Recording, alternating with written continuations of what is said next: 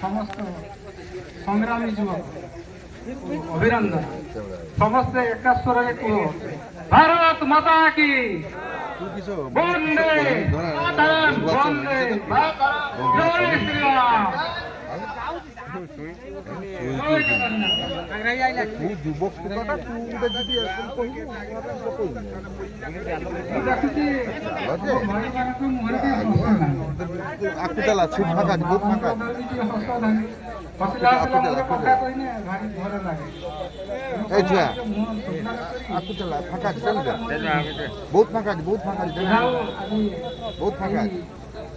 মহান সন্ধ্যারে মহৎ উদ্দেশ্য নেই আমি এখানে উপস্থিত হয়েছি।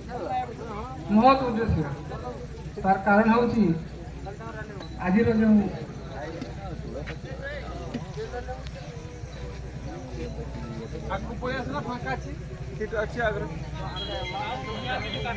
মহৎ উদ্দেশ্য হচ্ছে আগামী দিନରେ ଆମେ ସମସ୍ତେ ଜାଣିଛେ ଯେ ନିର୍ବାଚନ ଆସୁଛି।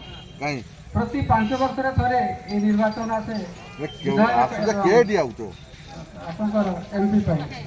ଯାହା ବି ଆଜି 5 ବର୍ଷରେ ଆମେ ନିର୍ଦ୍ଧାରଣ କରିବା ଆମର